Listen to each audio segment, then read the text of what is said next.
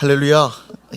우리가 데살로니가 교회의 길을 묻고 있습니다. 이제 3주차에 접어들었는데요. 오늘은 위임과 권위라고 하는 제목으로 말씀의 은혜를 나누길 원합니다. 오늘날 우리의 시대 사조를 포스트 모더니즘이라고 하고, 포스트 모더니즘의 시대 사조의 특징은 상대주의, 다원주의입니다. 그러다 보니까 절대적 기준이 없고 서로의 다양한 개성을 존중해야 된다고 하는 분위기가 있다 보니까 나타나는 현상이 탈권위주의입니다.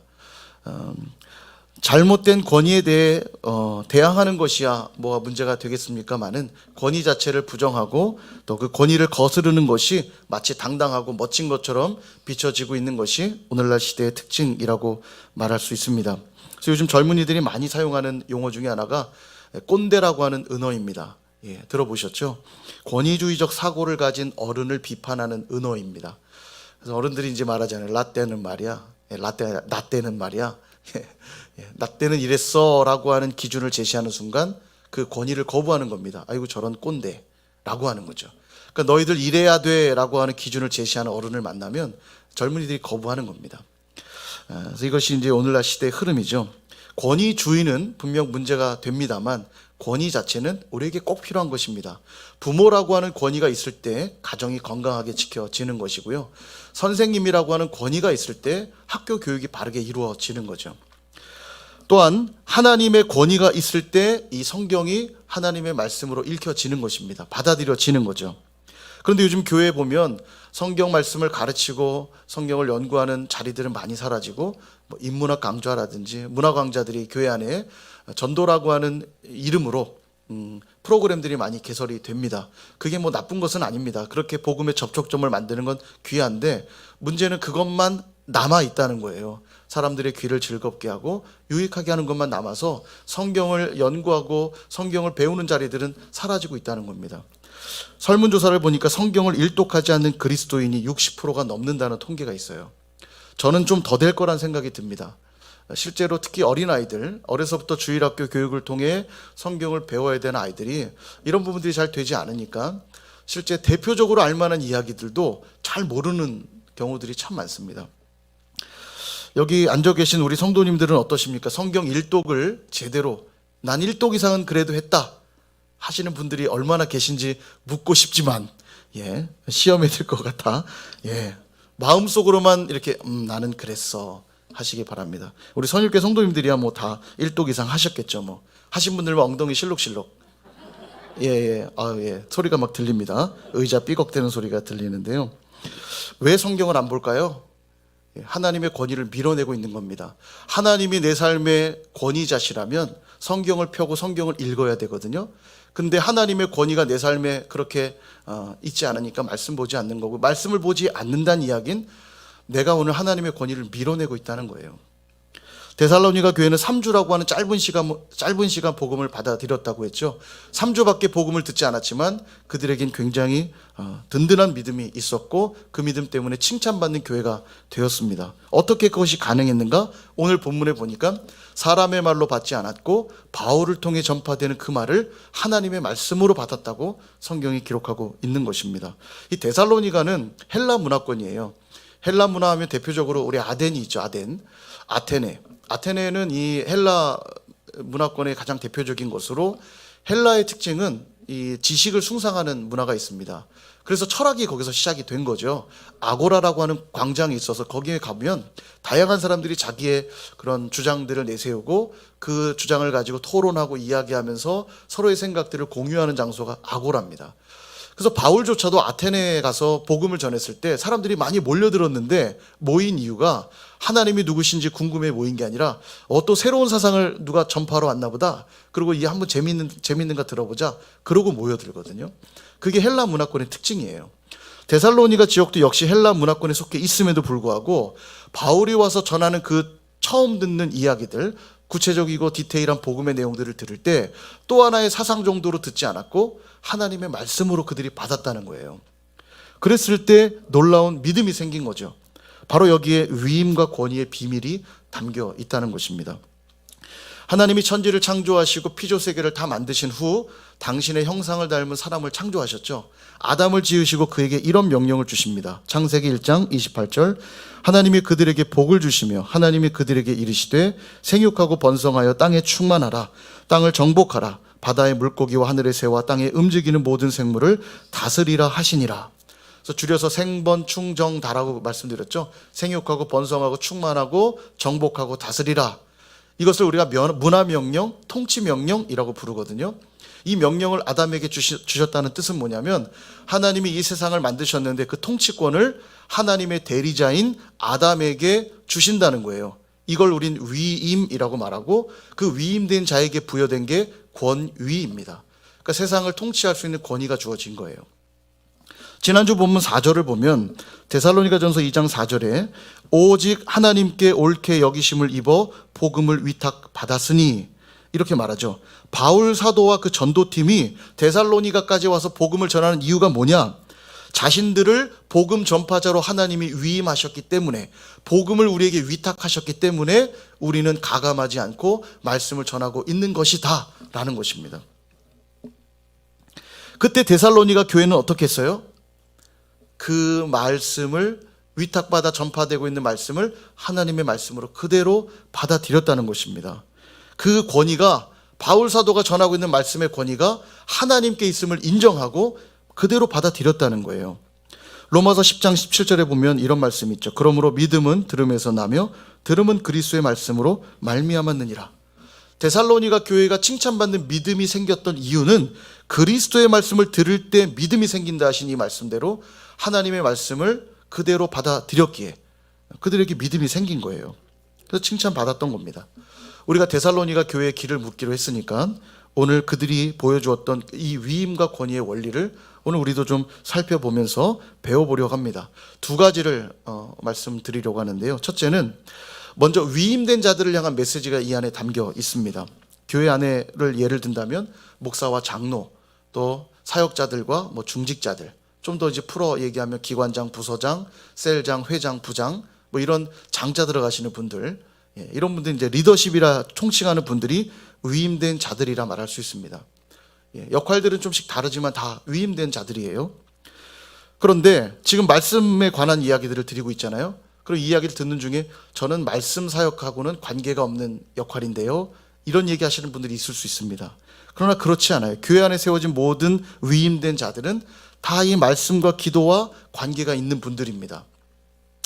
한번 살펴볼까요? 초대교회 가보면 사도행전 6장에 보면 히브리파 과부들과 헬라파 과부들의 구제 문제로 다툼이 일어납니다. 이게 너무 심각해지니까 사도들이 우리는 말씀과 기도에 힘쓰리라, 옛날 성경에 전무하리라 이렇게 표현하면서 말씀과 기도에 힘쓰리라 라고 선언하면서 7 집사님을 세우죠.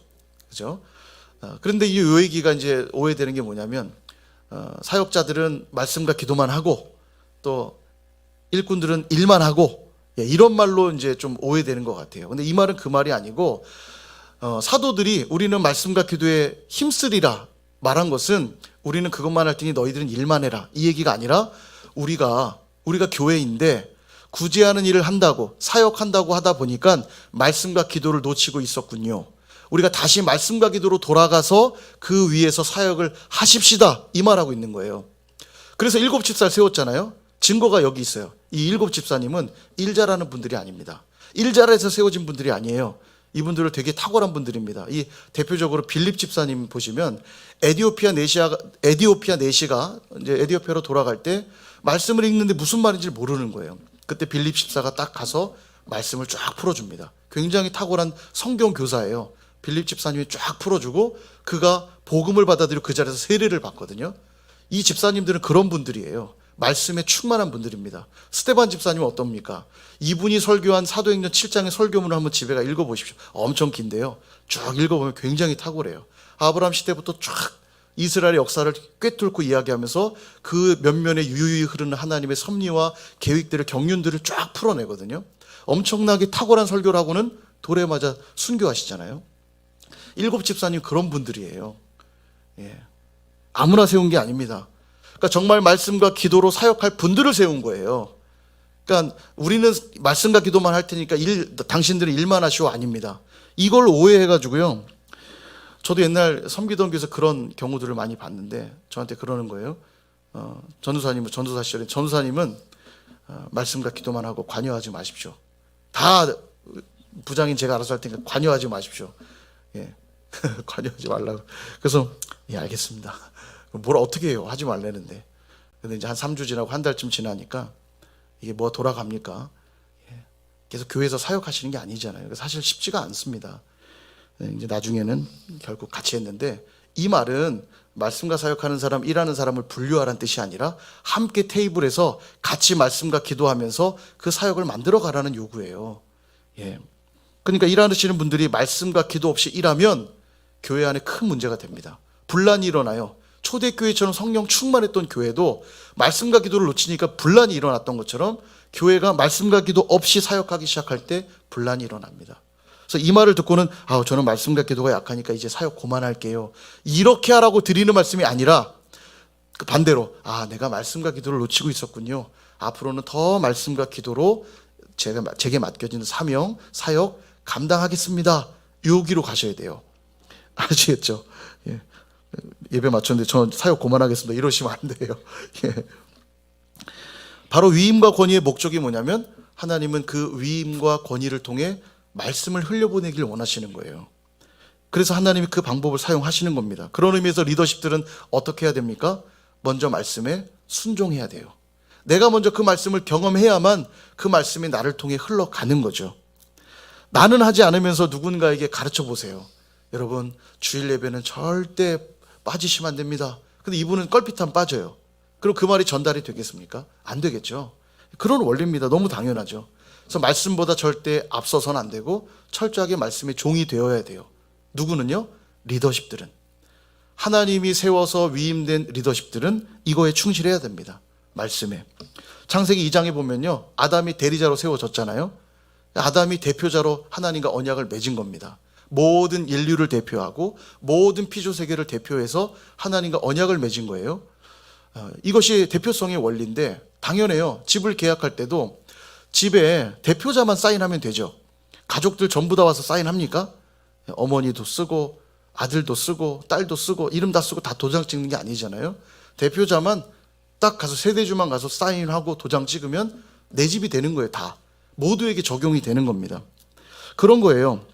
아담이 모든 인류의 대표로, 모든 피조세계의 대표로 하나님과 언약을 맺은 겁니다. 위임된 권위자로 세워진 거예요. 그러나 그 아담이 하나님 말씀에 불순종했을 때 그에게는 말씀을 흘려보내야 될 책임이 주어졌는데 말씀을 흘려보내는 것이 아니라 불순종했을 때 모든 인류와 모든 피조세계가 죄로 인해 실험하게 된 것입니다. 이 대표자가 참 중요해요. 리더십이 너무 중요합니다. 반대로 둘째 아담이신 예수님도 동일해요. 이 땅에 오셔서 모든 인류를 대표하고 모든 피조세계를 대표하셔서 하나님과 새 언약을 맺으심으로 아담은 죄가 들어오게 했다면 예수님은 이 땅에 의가 들어오게 하신 거예요. 대표가 너무 중요한 겁니다. 예수님이 어떻게 그 일을 하셨냐면 철저하게 하나님 말씀에 순종함으로 그 말씀을 흘려보내신 거예요. 이 땅 가운데. 그래서 리더십은 이게 너무 중요한 겁니다. 리더들은 늘 기억하셔야 돼요. 이 막중한 책임이 마음의 부담감으로 있어야 돼요. 말씀에 순종해야 된다고 하는 이 부담감. 여러분, 모세 너무너무 위대한 지도자죠. 그보다 더 뛰어난 리더를 뽑을 수 없을 지경입니다. 그런 모세도요, 출애굽 40년 되던 해에 백성들이 또 물이 없다고 불평하니까 하나님이 그에게 물을 내주라고 말씀합니다. 반석에게 명령하여 물을 내어주라. 근데 모세가 너무 화가 나는 거예요. 40년이나 그렇게 훈련받았는데 아직도 물 때문에 불평하고 있는 그들을 보니까 답답하죠. 그러니까 화가 나서 바위를 2번 내리쳐서 물을 냅니다. 그리고 그는 이런 말씀을 들어야만 했어요. 민수기 20장 12절. 여호와께서 모세와 아론에게 이르시되 너희가 나를 믿지 아니하고 이스라엘 자손의 목전에서 내 거룩함을 나타내지 아니한 고로, 다시 말하면 내 말씀의 은혜를 흘려보내지 아니한 고로, 이런 의미예요. 너희는 이 회중을 내가 그들에게 준 땅으로 인도하여 드리지 못하리라 하시니라. 40년간 얼마나 충성스럽게 사역했어요. 그러나 이 불순종 때문에 결국 가나안 땅에 들어가지 못하게 된 것입니다. 그래서 여러분, 권위자에 대한 이 판단과 정죄는 조금 밀어두시는 게 좋아요. 하나님이 이 권위자에 대한 판단을 강력하게 하십니다. 그 하나님의 역할이세요. 예.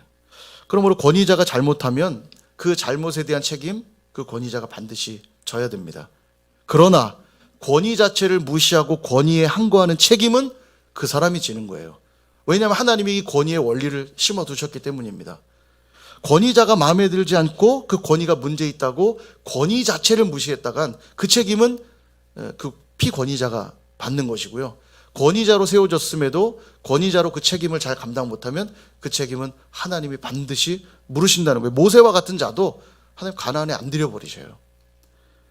이 원리를 꼭 기억하셔야 돼요. 또 이러고 나면 권위자에게 그럼 아무 말도 하지 말라는 절대 권력을 가지란 이야기인가 보다. 제가 목사로서 이런 얘기하면 진짜 불편해요. 여러분 목사한테 잘하십시오 이렇게 말하는 것 같아서 너무 불편합니다. 그런 의미가 아니에요. 목사에게 뭐 절대 권력이 있다 뭐 그런 얘기가 아닙니다. 잘못할 수 있죠. 사람인데요. 그죠? 인정해 주셔야 돼요. 잘못할 수 있습니다. 예, 저는 하나님이 아니잖아요. 잘못할 수 있어요. 보니까 문제가 있다. 그럼 여러분 이야기해 주셔야 됩니다. 그때 비판과 정죄의 태도여서는 안 된다는 거예요. 사랑과 또 사랑의 마음으로 기도하고 나와서 이야기해 보십시오. 그 권위자는요 반드시 들어요. 그 이야기를 하나님의 음성으로 듣습니다. 만약 듣지 않는다면 그 책임은 또 그 권위자가 하나님 앞에 묻게 될 거예요. 예, 진짜 그가 겸손한 권위자고 하나님 앞에 세워진 권위자라면 그는 듣게 돼 있어요. 한번 해보세요. 제가 뭐 잘못했다 그러면 와서 얘기해 주십시오. 듣겠습니다. 대신 기도도 좀 하시고 사랑의 마음이 장착됐을 때 오십시오. 예.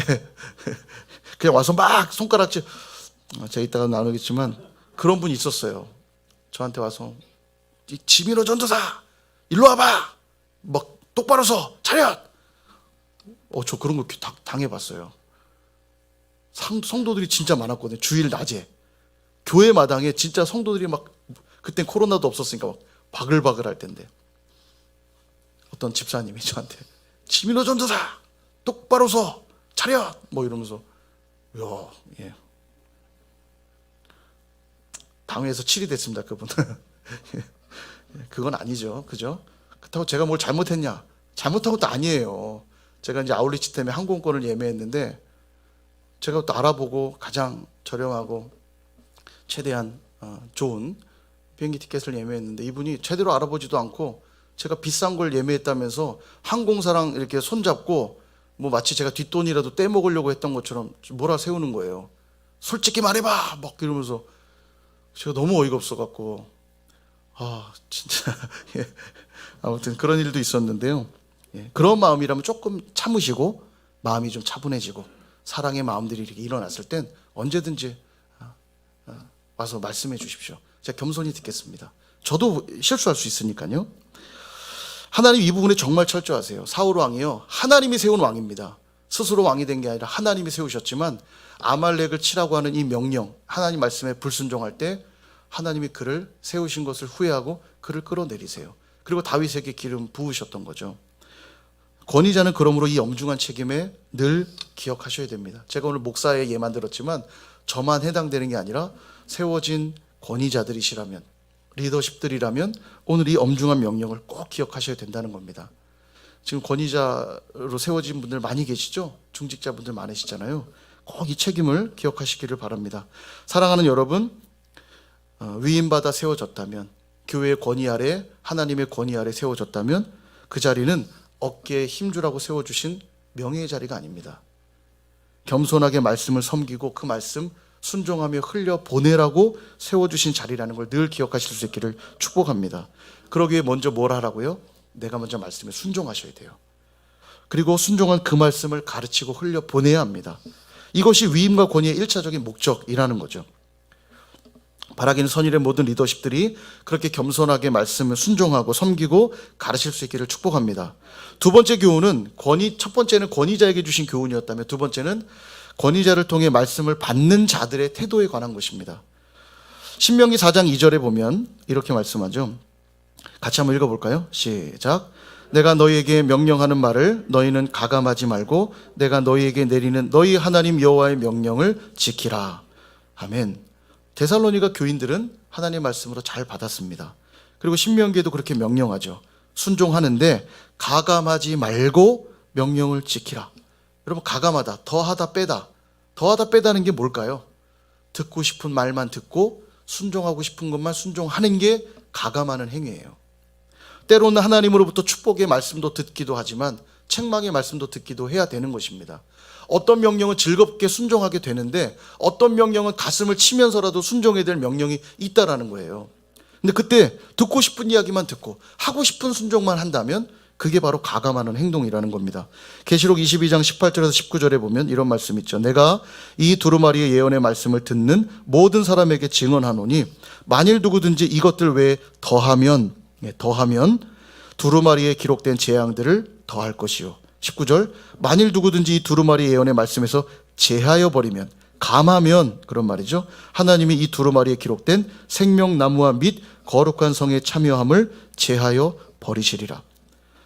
말씀을 더하는 자는 재앙을 더할 것이고 말씀을 감하는 자는 생명의 은혜에서도 제하여 버리겠다. 이렇게 말씀하시는 거예요. 그래서 꼭 이런 분들이 있습니다. 내가 하나님 말씀에 순종하겠는데 사람의 말엔 내가 순종 못하겠다. 이런 분들이 있습니다. 하나님 말씀이 누굴 통해 선포됩니까? 사람을 통해 선포돼요. 하나님 구약 성경을 보세요. 선지자들을 계속 보내세요. 물론 하나님이 정말 답답할 땐 직접 말씀하는 경우들이 종종 있습니다만 대부분 대리자를 보내서 하나님 말씀을 전하게 하십니다. 정말 둔하고 답답한 사람들에게는 무엇까지 사용하시냐면 나귀까지 사용하세요. 나귀가 막 말을 해요. 집에 갔는데 애완견이 예배를 그따구로 드리면 어떡해?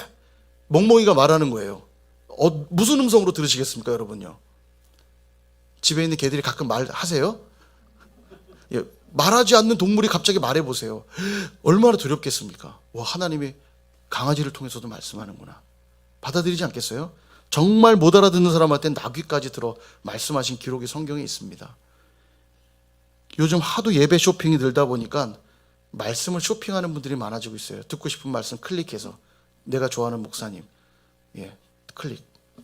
자, 그러다 보니까 자꾸 말씀에 편식하다 보니까 요즘 어떤 일이 벌어지면 코로나 때문에 영상 설교를 듣는 사례가 많아졌고요. 영상을 운영하는 분들이 또 유명 목사님의 설교를 이렇게 발췌해서 부분 영상을 올려두는 경우들이 많습니다. 근데 그것들을 듣다 보니까 약간 어떤 이념 편향적인 말씀들에 치우치는 분들도 꽤 많고요. 자꾸 문제가 생겨요. 그러면 어떤 일이 벌어지면 교회를 자꾸 나갑니다. 우리 목사님 말씀은 이상해. 내가 계속 요즘 유튜브에 듣는데 우리 목사님하고는 너무 달라. 그래서 목사님 설교를 들으러 오는 게 아니라 교회를 나가요. 이런 일들이 자꾸 벌어집니다, 요즘에요. 말씀 편식이죠. 그럼 말씀 쇼핑해도 됩니까? 안 되죠. 예. 저희 선일교회는 어디서 말씀을 들어야 돼요? 선일교회 공동체 안에서 말씀을 듣는 겁니다. 예배 때 말씀을 듣고요. 셀 모임을 통해 말씀을 듣고요. 셀 모임 때 말씀 나누시는 거 맞죠? 드라마 이야기 나누시는 거 아니죠? 점점 대답이 줄고 있어요. 교회의 부정적인 이야기들로 셀 모임을 가득 채우고 계신 거 아니죠? 예. 바로 그런 곳에서 하나님 말씀을 함께 나눠야 되는 겁니다. 데살로니가 교회는 그랬다는 거예요. 사람의 말이 아닌 하나님 말씀으로 받았다. 그래서 위임과 권위를 또 말씀드리는 겁니다. 갈라디아서 6장 6절을 보세요. 가르침을 받는 자는 말씀을 가르치는 자와 모든 좋은 것을 함께하라. 이렇게 말씀하죠. 히브리서 13장 17절도 이렇게 말씀하세요. 너희를 인도하는 자들에게 순종하고 복종하라. 그들은 너희 영혼을 위하여 경성하기를 자신들이 청산할 자인 것 같이 하느니라. 그들로 하여금 즐거움으로 이것을 하게 하고 근심으로 하게 하지 말라. 그렇지 않으면 너희에게 유익이 없느니라. 이게 뭘 말씀하시는 거냐면 너희들이 하나님 말씀을 받으려면 말씀을 가르치는 자와 좋은 관계를 유지해야 된다는 거예요. 예, 이것을 또 오해해서 또 목사를 잘 섬기고 모시고 이런 얘기 드리는 게 아니라 목사님이든 장로님이든 세워진 리더십들은 말씀을 전하는 사명이 있잖아요. 그러면 그들과 함께한 피권위자들은 그들과 늘 좋은 것을 함께 나누며 같이 더불어 가라는 거예요. 그럴 때 말씀을 듣게 된다는 겁니다. 아까도 말씀드렸지만 종종 사역자들을 함부로 대하는 교회들이 있어요. 종이라는 거죠. 예, 정말 종처럼 다루는 거예요. 아까 그분도 제게 종 대하듯 한 거죠. 일로 와! 똑바로 서! 예. 여러분, 이 종이란 표현은요, 주님의 종이란 표현입니다. 내 종이 아니고요. 주님의 종이에요. 그러므로 함부로 하시면 안 돼요. 왜냐? 주님의 종이니까. 그 종을 함부로 대하는 순간 주인을 모독하는 겁니다. 그래서 여러분, 우리 교인들끼리는 함부로 하시면 안 돼요. 우리 모두는 누구의 종이에요? 주님의 종이에요. 내 옆에 있는 지체가 주님의 종입니다. 내 종이 아니에요. 근데 내가 함부로 하는 순간 주님을 모독하는 행위가 돼요. 그래서 우리끼리는 존중하고 사랑하고 섬기는 거예요. 함부로 해도 되는 분은 하나님이죠. 하나님만 그렇게 하실 수 있는 거지, 우리가 그 사람이 종이라고 마치 내 종인 양 함부로 대하시면 안 된다는 겁니다. 그러니까 말씀이 안 들려요. 사람으로 보이니까 안 들립니다. 하나님의 권위로 바라봐줘야 말씀이 말씀으로 깊이 마음속에 들어오는데, 형편없는 사람으로 보이니까 말씀이 안 들려요. 예전에 어떤 분이 대표 기도할 때 그러는 거예요. 하나님 앞에 목사를 높이면 안 된다. 목사님을 위한 기도가 꼭 들어가잖아요. 목사를 높이면 안 된다. 그래 놓고는 하나님 저 종님을 축복하시고 종은 종이지 님이 또 왜 붙습니까만 예. 부담은 되고, 예, 그러니까 종님, 예. 모순이죠. 하나님 그렇게 쪼잔하신 분이 아니에요. 내가 기도받는데도 목사를 그렇게 높이다니, 이런 분이 아니십니다. 선지자들을 보낼 때요, 선지자가 말씀을 전하잖아요. 그러면 그 선지자의 말씀을 들은 백성들은 그 선지자 앞에 엎드려요. 그 선지자에게 입맞추기도 하고 사례를 하기도 합니다. 예물을 드리기도 해요. 하나님께 드리는 거예요, 그것이요. 근데 하나님 보고 이런 번개 맞을 놈들, 내 말을 들으랬더니 선지자한테 엎드려 번개 빡, 그런 분이 아니세요. 도리어 그 반대입니다. 당신이 세운 권위자를 존중하기를 오히려 하나님은 바라세요. 그래야 말씀이 전파될 거 아닙니까? 여러분, 사신이 적국에 가잖아요. 그럼 서신을 읽어요. 왕이 준. 그때요, 얼마나 두렵습니까? 임금도 있고 막 주변 신하들이 있는데, 이거 나 죽이면 어떡하지?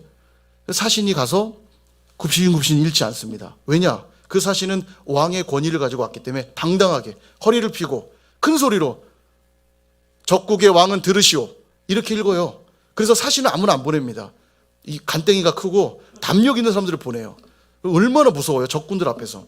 근데 왜 담대하게 읽냐면 그 한 나라의 권위를 가지고 간 사람이기 때문에 담대하게 읽습니다. 죽으면 죽으리라는 마음으로 읽어요. 그런 겁니다. 우리 여러분 세워진 모든 리더십들은 그런 존재들이에요. 종이라고 하면 하나님의 종이고, 그렇다면 그들과 함께 말씀을 나누는 대상들은 어떻게 말씀을 받아요? 겸손하게 받아야 돼요. 데살로니가 교회처럼. 그러므로 여러분의 앞에 세워진 리더가요, 누가 되었던 나보다 나이가 어리다고, 나보다 가난하다고, 나보다 못 배웠다고, 나보다 못생겼다고, 여러분 그분들을 함부로 하시면 안 됩니다. 왜죠? 그렇게 하는 순간 말씀이 흘러가지 않게 되기 때문이에요. 그러니 말씀의 능력을 경험할 수 없는 거죠. 그러므로 영적 권위가 바르게 세워질 때 하나님 말씀이 건강하게 흘러간다는 걸 꼭 기억하셔야 됩니다. 그래서 교회 가보면 영적 질서가 무너져 있는 교회는요, 반드시 하나님의 역사가 없어요. 거기는 말씀이 흘러가지 않고 말씀의 능력이 없기 때문에 영적 질서가 무너진 교회는 상당히 어렵습니다. 그리고 권위가 바르게 세워지려면 칼을 든 칼이스마 리더가 필요한 게 아니고요, 순종하는 성도들이 필요합니다. 권위는 순종할 때 발생하거든요. 제가 선일교회 목사 맞습니까? 예. 하나님이 물론 저를 세우셨지만 여러분들이 저를 목사로 인정해 주셨기 때문에 순종하고 따라 주시기 때문에 제가 목사인 거예요. 저를 목사로 안 부르고 연예인이다, 뭐 가수다, 미남이다, 잘생겼다, 천재다, 이런 얘기만 하시면 뭐 다 맞는 말일 수도 있지만 어찌되었건 저를 그렇게만 불러주신다면 저는 목사가 아닌 겁니다. 저 혼자 목사라고 떠든다고, 지가 무슨 목사야, 가수나 하세요, 가수, 미남, 이런 얘기 자꾸 하시면 그냥 저는 목사가 아닌 거예요. 그죠? 순종할 때 권위는 발생하는 겁니다. 그래서 꼭 기억하십시오. 잘났거나 못났거나 선생이 학생을 가르치는 것이고요, 아무리 그 학생이 똑똑하고 지혜로워도 학생이 선생을 가르치는 것이 아니라는 겁니다. 여러분 집에 아버지 어머니 계실 때 아버지가 똑똑하니까 아버지가 된 겁니까? 아버지가 힘이 세니까 아버지가 되신 거 아니잖아요. 아버지는 그냥 아버지예요. 그래서 그 아버지의 권위 아래서 자녀는 보호받고 사랑받고 자라나는 것입니다. 아버지가 공부를 많이 해갖고 그 공부한 지식으로 자식을 키우는 게 아니에요. 오히려 보면 자식들이 학력이 더 좋잖아요. 그러면 아버지는 실력이 없는 겁니까? 아니에요. 권위는 그런 문제가 아닌 겁니다. 아버지는 그냥 아버지예요. 어머니는 그냥 어머니고요. 말씀을 정리하려 합니다. 사랑하는 여러분, 주님께서 우리에게 받기 원하시는 제사는 순종의 제사입니다. 순종이 빠져 있는 예배, 순종이 빠진 기도, 순종이 빠진 사역은 무엇이 되었든지 하나님 기뻐 받질 않으세요. 또한 우리가 태워서 올려드려야 될 기름의 향은, 아름다운 향기로운 기름은 청종의 기름입니다. 듣는 것이 순양의 기름보다 낫다 말씀하시잖아요. 하나님께로부터 들으려고 하지 않는 기름은 하나님 받지 않으세요. 순종의 제사를 드리고 청종의 기름을 올려드리려면 어떻게 해야 되죠? 오늘 이 위임과 권위의 원리를 꼭 기억하셔야 됩니다. 하나님이 말씀하시면 듣겠지만 당신이 말하는 건 내가 안 듣겠다. 그렇게 하면 앞으로도 하나님은 다시는 말씀하지 않으실 겁니다. 누가복음 16장에 그 얘기가 나오잖아요. 부자가 죽고 나서 음부에 갑니다. 저 낙원에 있는 아브라함을 보고는 동생들이 걱정되는 거예요. 이런 곳이 있다는 걸 또 모르고 사치와 향락 속에 살아가는 동생들 생각하니까 마음이 아파요. 저 나사로를 다시 살려서 보내서 이런 곳이 있다는 걸 좀 알려주십시오. 우리 동생들 여기 안 오게요. 그랬더니 나사로가 살아서 돌아간다 해도 내가 이미 그들에게 모세와 선지자를 보냈기에 그들에게 듣지 않는다면 죽은 나사로가 살아 돌아가도 듣지 않을 것이다. 이런 모세와 선지자가 바로 권위에 대한 이야기를 하고 계신 거예요. 이미 하나님 우리에게 말씀을 주셨고 이 말씀을 전하고 나누는 위임된 자들을 세우셔서 지금도 하나님은 말씀하고 계시는 겁니다. 근데 듣지 않는다면 죽은 자가 살아 돌아와서 말한다 해도 그들은 듣지 않을 거라는 거죠. 말씀을 듣는 자리가 많이 있을 겁니다. 예배 시간마다 말씀을 들을 것이고요. 아까 말씀드린 대로 셀 모임 때도 말씀을 나누실 거예요. 등등 여러 모임을 통해서 말씀을 들을 자리들이 있을 겁니다. 그때 여러분 어떤 자세로 임해야 됩니까? 하나님 말씀으로 들으려고 하는 겸손함이 필요해요. 그리고 순종하십시오. 그럴 때 우리는 하나님을 기쁘시게 하고 사람들에게 칭찬받는 믿음의 사람들, 믿음의 공동체가 될 줄로 믿습니다. 그런 저와 여러분 선일교회가 되어지기를 주님의 이름으로 축원드립니다.